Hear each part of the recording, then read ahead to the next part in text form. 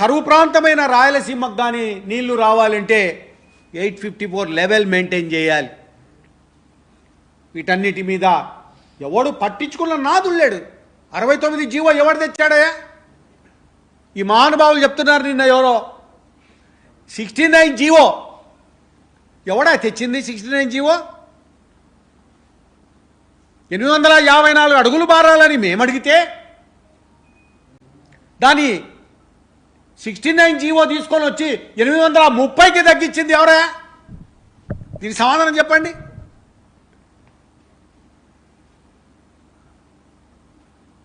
రాయలసీమ ఎత్తిపోతల పథకాన్ని గురించి మాట్లాడరు ఎందుకు మీరు? అది ఎవరికి బెనిఫిట్ అవుతుంది? దాంట్లో ఏ రాజకీయ నాయకులు ఇన్వాల్వ్ అయినారు? ఇది విచిత్రం ఏమంటే తెలంగాణలో ఒకటే కాంట్రాక్టర్, ఈడ ఆంధ్రప్రదేశ్లో ఒకటే కాంట్రాక్టర్, ఒకటే కంపెనీ.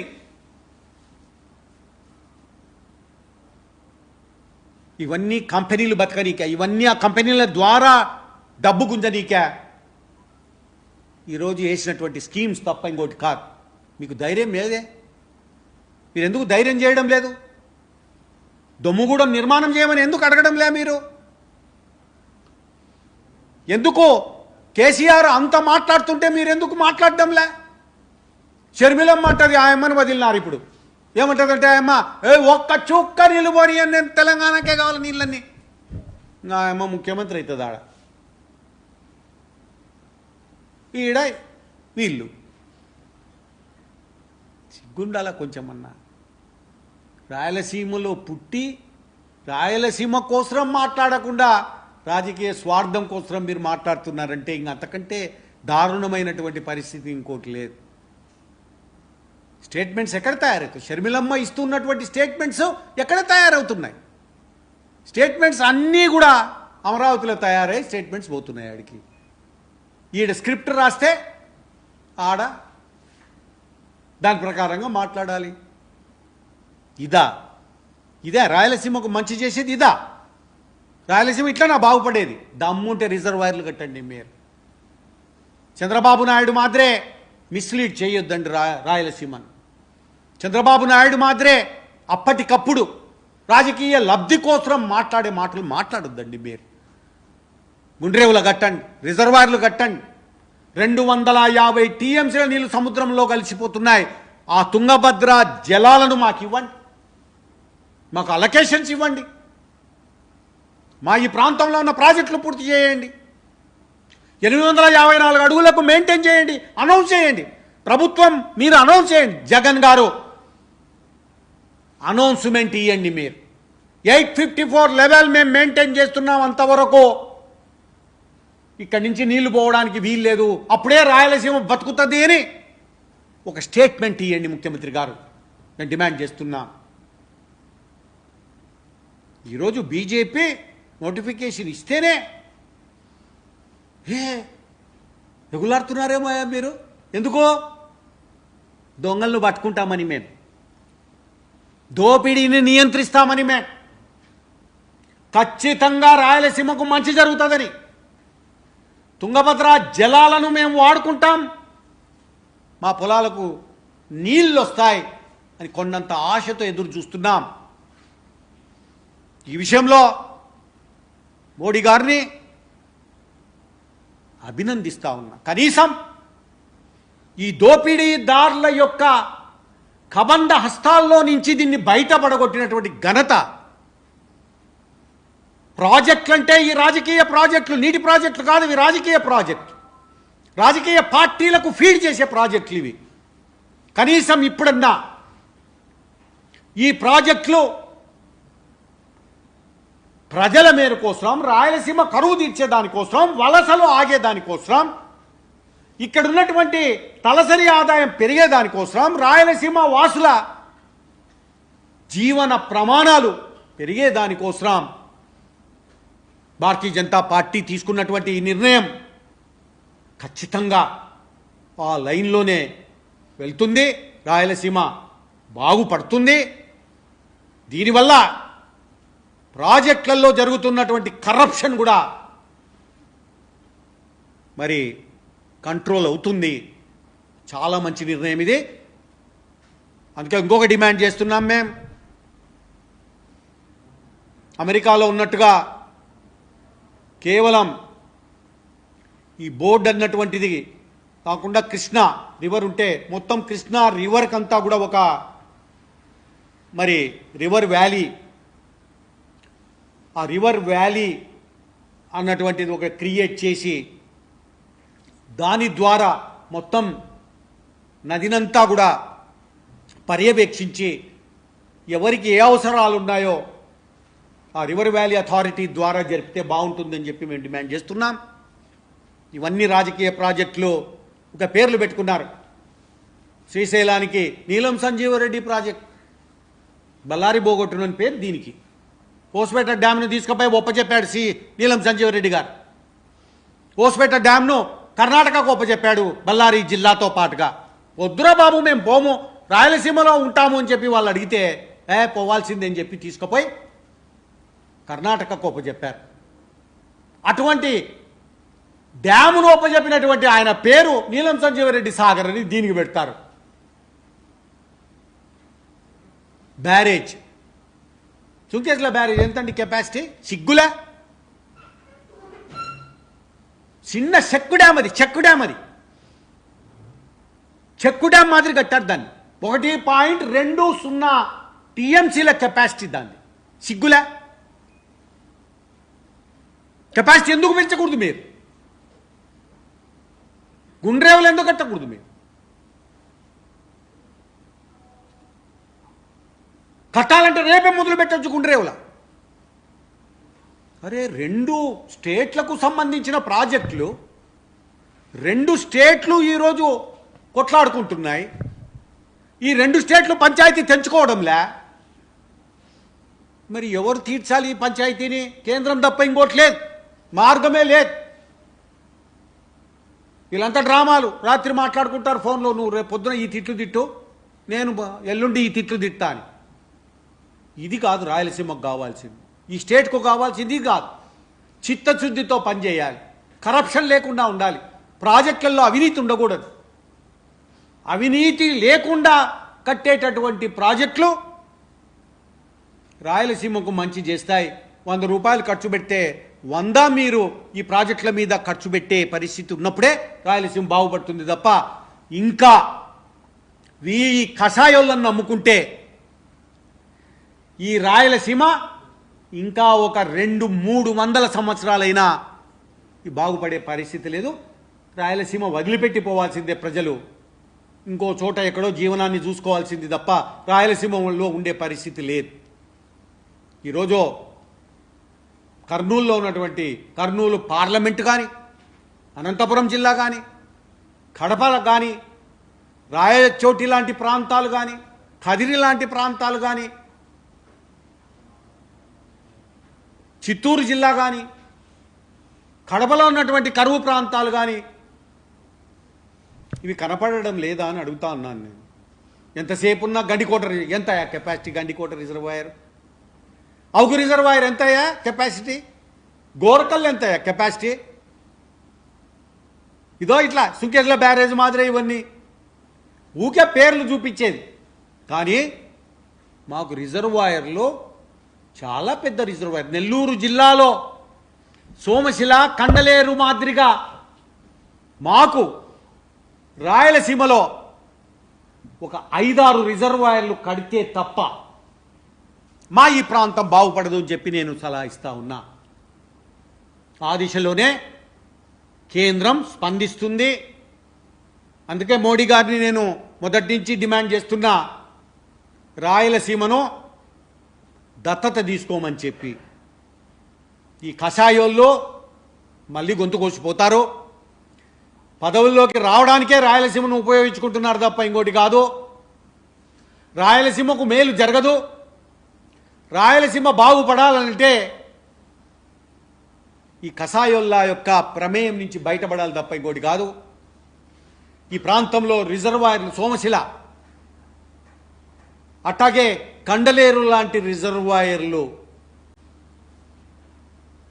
7-8 రిజర్వాయర్లు కడితే తప్ప ఈ ప్రాంతం బాగుపడదు. రిజర్వాయర్లు లేనిది మీరు ఏ స్కీమ్ పెట్టినా అబద్ధము, బూటకము, నయ వంచన తప్ప ఇంకోటి కాదు.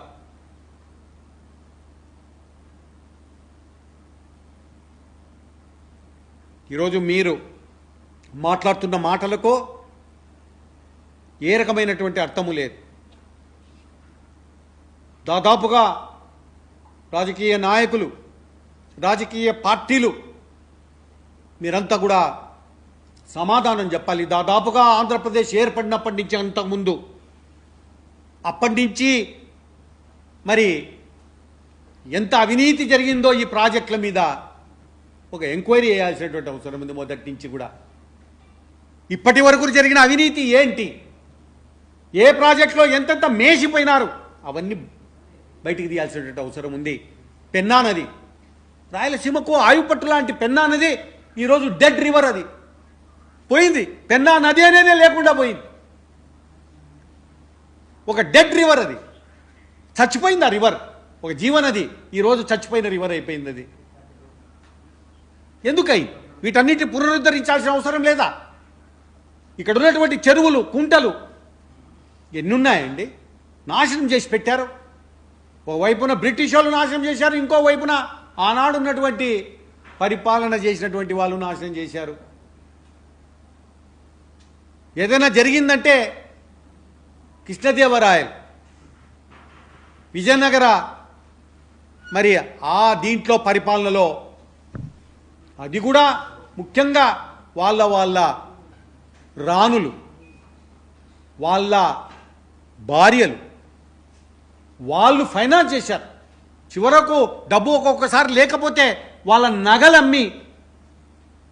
నగలను అమ్మి పారేసి కొన్ని చెరువులు, కుంటలు దోవిచ్చారు. సిగ్గులేదా మీకు?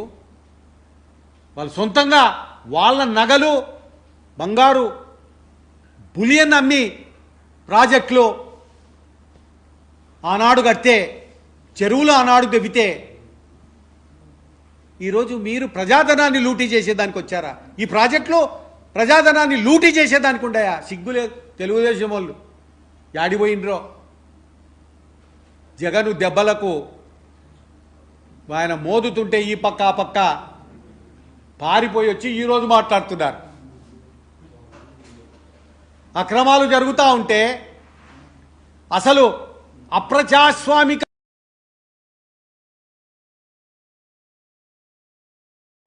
వీళ్ళు బీజేపీని, భాజపా ఇది 69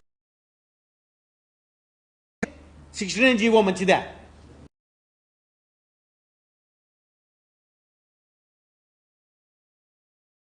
కట్టకపోవడం మంచిదా? రిజర్వాయర్లు కట్టకుండా వదిలేయడం మంచిదా? 854 అడుగు ఉండడం మంచిదా?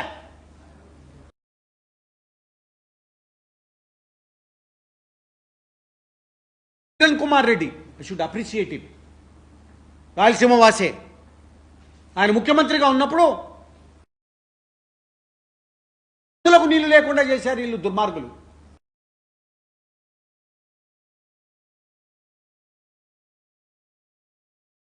కోట్ల రూపాయలు శాంక్షన్ చేసి టెండర్లకు పోతే దాన్ని ఎందుకు క్యాన్సిల్ చేశారో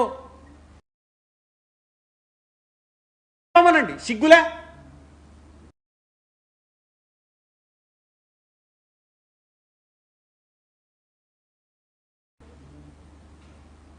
తిరుపతిలో లేవు, తిరుమలలో తాగేదానికి నీళ్లుండవు ఓసారి కటకట.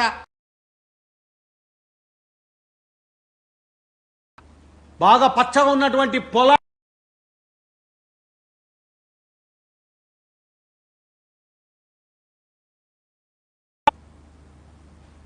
ఇంకా నీళ్ళు అమ్ముకున్న ఘనత మీ అందరిది.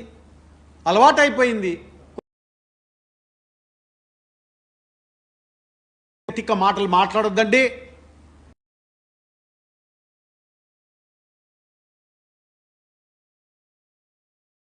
జరుగుతుంది ఈ నోటిఫికేషన్ వల్ల. ఖచ్చితంగా మంచి జరిగేదానికే నోటిఫికేషన్ చేసేదానికే ఈ నోటిఫికేషన్.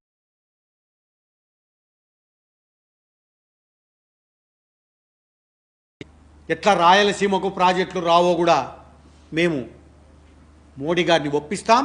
తీసుకొస్తాం, తీరుస్తాం, వలసలు ఆపుతాం.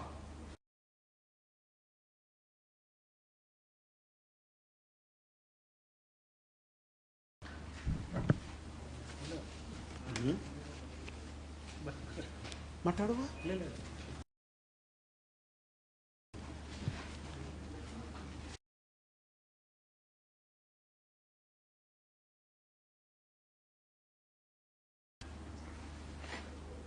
బీజేపీ రాయలసీమకు నీళ్లు ఇస్తే వ్యతిరేకించదు. ఇప్పుడు ప్రాజెక్టును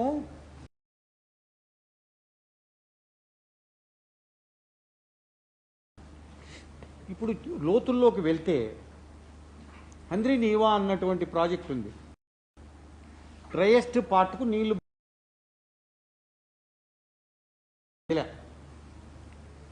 ఈరోజు ఏమవుతుందనంటే హంద్రీ నీవా వల్ల డ్రైయెస్ట్ పార్ట్ ఆఫ్ రాయలసీమ కొన్ని ప్రాంతాలకు నీళ్లు తీసుకుపోయినారు. బారినాయి. ఎంతవరకు బారినాయో తెలుసా? ఏప్రిల్ వరకు బారినాయి లాస్ట్ ఇయర్. ఏమడుగుతున్నానంటే ఎత్తిపోతల పథకం ఇట్లాంటివన్నీ తీసుకొని వస్తే అది కూడా మాకు కాదు, రాయలసీమకు కాదు. అది ఈరోజు దాదాపుగా డిసెంబర్లోనే అయిపోతాయి నీళ్లు. హంద్రీ నీవాకు ఏప్రిల్ వరకు ఉండవు.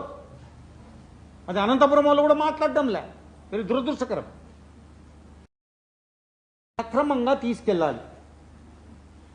ఇప్పుడు రిజర్వాయర్లు లేని రాయలసీమ ఎత్తిపోతల పథకం ఎవరిని బెనిఫిట్ చేస్తుంది కావాలా? ముందు రిజర్వాయర్లే లేవు. రిజర్వాయర్లు కట్టితే నమ్మకం ఏర్పడుతుంది. ఈ నీళ్ళని తీసుకుపోయి ఆడ పెడతారు, వస్తాయి, మన రాయలసీమకు కరువు తీరుతుంది అని చెప్పి రిజర్వాయర్లు కడితే ఫైన్. రిజర్వాయర్లు కెపాసిటీ లేవు ఉన్నవి. ఆ రిజర్వాయర్లు పూర్తిగాల దాదాపుగా పథకం స్కీమ్ వల్ల నీళ్లు తీసుకపోతే కండలేరు, అదే రకంగా సోమశిల లాంటి రిజర్వాయర్లు 4-5 కావాలా. అవి కట్టకుండా నువ్వు యాన్న తీసుకపోతా ఉన్న రిజర్వాయర్లు అక్కడ నీళ్లు లేవు, ఓట్లు సీట్ల కోసం అని అంటే రాయలసీమనే మేము వ్యతిరేకిస్తున్నామని కాదు, ఇది కోసం కాదు, ఇది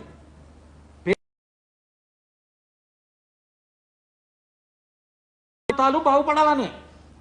కానీ ఈరోజు ఎవరిని నమ్మిస్తున్నావు? నమ్మించి గొంతు కోసే పరిస్థితి. రిజర్వాయర్ దేనికైనా మీనింగ్ ఉండాలంటే ఇక్కడ తీసుకుపోయి నీళ్లు పెడతామన్నటువంటిది ఒకటి చూపించాలి. అవి లేవు. హెచ్ఎల్సీకి ప్యారలల్ కెనాల్ ఎప్పటి నుంచో ఉంది డిమాండ్ అనంతపురం జిల్లా. ఏది అది ఇవ్వలే, కృషి చేయరు. ఏదో కొత్తది తీసుకురావడము, దానిలో కాంట్రాక్టర్లను ఏర్పాటు చేసుకోవడము, అప్రూవ్ కాని ప్రాజెక్టులను మొదలు పెడతారేమో ఎవడన్నా. అదే వివాదం. ఇప్పుడు నేను ఒకటే అడుగుతున్నా, ఈ వివాదం లేకపోతే 44,000 క్యూసెక్కులకు వైడన్ చేసినటువంటి పోతిరెడ్డిపాడు అది ఎవరు అందరు మర్చిపోయింది. పోతిరెడ్డిపాడు విషయం మర్చిపోయింది అందరూ. 44,000 సరే పోన్లేదు. తెలంగాణ వాళ్ళు కూడా ప్రశ్నించలే, అప్పుడప్పుడు అంటుండ్రు కానీ ప్రశ్నించలే. కానీ ఈరోజు ప్రమాదం ఏమొచ్చిందంటే మీరు చేసిన నిర్వాహకం వల్ల 44,000 క్యూసెక్కులు కూడా ఇబ్బందికరం తుమారా. అది కూడా మోసం తెచ్చిపెట్టారు. ఇటువంటి అనార్గనైజ్డ్గా ప్లాన్ లేకుండా తొందరపాటు చర్యలతో మీరు అనేక రకాలుగా రాయలసీమను మీరు గమనించాలి అందరూ. ఇవన్నీ చూసే మోడీ గారు నిర్ణయానికి రావడం.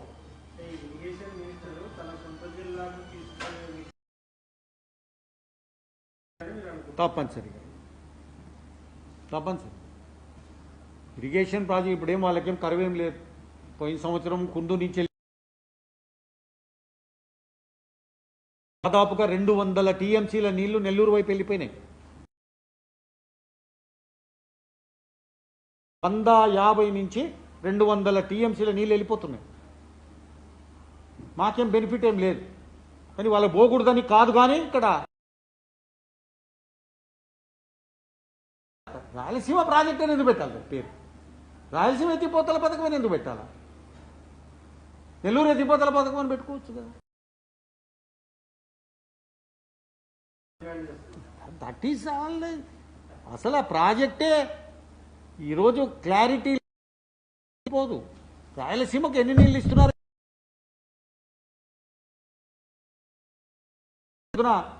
ఖచ్చితంగా ఇవన్నీ కూడా బయట పెట్టాం. మేము ఫస్ట్ టైం, నేను ఇప్పుడే కాదు ఎప్పటి నుంచో మాట్లాడుతున్న డిబేట్స్లో కానీ దాంట్లో